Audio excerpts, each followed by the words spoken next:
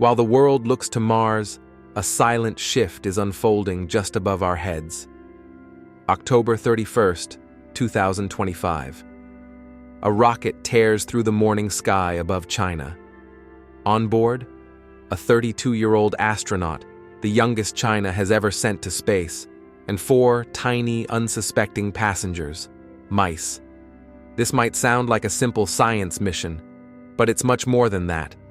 Behind the sterile halls of space labs and the glow of launch pads lies a quiet competition, one that's no longer about flags on the moon, but who gets to shape the future of humanity beyond Earth. In this episode, we dive into the untold story behind China's latest space mission, the symbolism of Tiangong, and why the presence of space mice is more than just biology, it's strategy. So buckle up, because this isn't just about going to space, it's about who gets there first and what they take with them. The original space race was loud, marked by propaganda, televised launches, and a Cold War narrative that split the world. But the 21st century race is different. It's quieter, more calculated, and one country has been quietly closing the gap: China. Since the early 2000s, China has gone from launching satellites to building its own space station, piece by piece.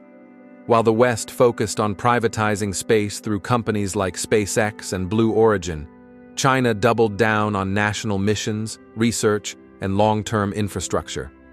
With Tiangong, China isn't just joining the space club, it's building its own clubhouse. The International Space Station, ISS, once a symbol of unity, is nearing retirement. And while NASA and its allies argue over the Moon and Mars, China is laying bricks in Earth's orbit, establishing a permanent presence no one can ignore. Every mission is strategic. Every launch sends a message. Shenzhou 21 isn't just another trip to the stars, it's a quiet declaration. We're here, we're rising, and we're not waiting for anyone. Meet Wu Fei, 32 years old, soft-spoken, sharp-eyed, and now a national icon. When he was selected for the Shenzhou 21 mission, few outside China knew his name. Today, he's the face of a generational shift. Wu represents something new in China's space program: youth, agility, and long-term vision. Unlike earlier astronauts, many of whom came from military backgrounds, Wu has a hybrid profile, trained in engineering, fluent in English, and raised in a world where space wasn't just a dream, but a national goal.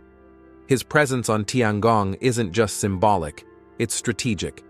China is investing in the future, and Wu is that future. But make no mistake, space is brutal. In microgravity, every movement matters. Every heartbeat is data. Wu and his team will spend 6 months living aboard a high-tech machine, testing new technologies, conducting delicate biological experiments, and pushing the limits of human endurance. For Wu Fei, this isn't just about science, it's about legacy. When asked before launch what he hoped to achieve, he simply said, "To prove that the next generation is ready." 4 mice, 2 males, 2 females, sealed in a sterile chamber aboard Tiangong, drifting silently through space. But why? Space missions aren't just about astronauts anymore. They're about life, all life, and what it takes to survive beyond Earth. By sending these space mice, China is venturing into uncharted territory, the study of reproduction, adaptation, and biology in microgravity. How do mammals develop without gravity? Can life be sustained for generations in orbit? The implications go beyond biology. This experiment hints at long-term space habitation, even the possibility of life beyond Earth, on lunar bases, Mars colonies, or massive orbital habitats. More than that, it signals a shift. While other countries focus on propulsion or tourism, China is quietly building knowledge, preparing not just to arrive in space, but to stay. These mice are tiny pioneers, and their journey isn't just scientific, it's symbolic. They represent China's ambition to shape not just space missions, but the future of life in space. In the silence of orbit, these creatures may help answer one of humanity's oldest questions: can we truly live beyond Earth?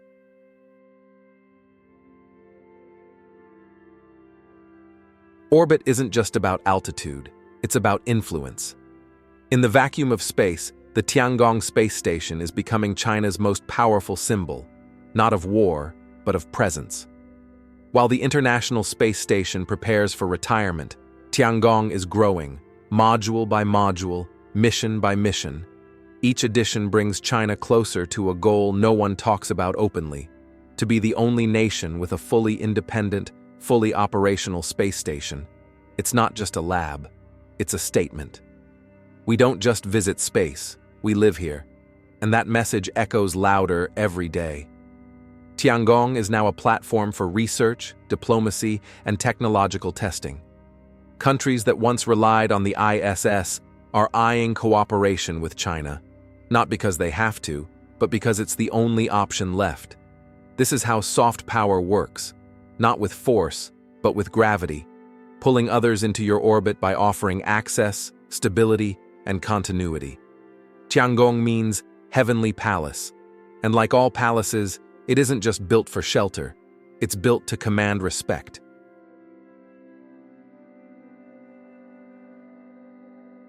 Every mission China launches into space sends a signal, and the world is listening. In Washington, Brussels, and Tokyo, policymakers aren't just watching rockets, they're watching the implications. For decades, the International Space Station was a symbol of cooperation. Now it's aging and fading, and as it does, China is offering something the West no longer can: continuity. NASA has its eyes on the moon. Europe is dealing with funding. Russia is pivoting. Meanwhile, China is doing something far more methodical: building, inviting, and filling the vacuum left behind. Countries in Asia, Africa, South America, even some in Europe, are considering partnerships with China's space program. Not because of ideology, but because of access. Because Tiangong is open. And it works. But not everyone is celebrating. Some warn this is a geopolitical trap, a space Silk Road designed to expand China's influence beyond Earth. Others say it's a necessary shift in a multipolar world. One thing is certain: the race is no longer about who gets there first, but who stays and who others trust to take them along. No fireworks, no parades, no loud headlines. But above our heads, a new world is quietly being built. One module, one mouse, one mission at a time. While we argue on Earth, China is laying bricks in the sky. Not to dominate, not yet, but to endure. And that may be even more powerful. Tiangong doesn't roar like a rocket. It hums like a factory, a quiet engine of science, strategy, and presence. And inside, astronauts like Wu Fei float calmly, doing the work that might one day redefine where and how humanity lives. The race has changed. It's no longer about planting flags. It's about planting roots. And as nations debate budgets and politics, one country is building a home among the stars, with mice, machines, and the silent resolve of 1,000 calculations.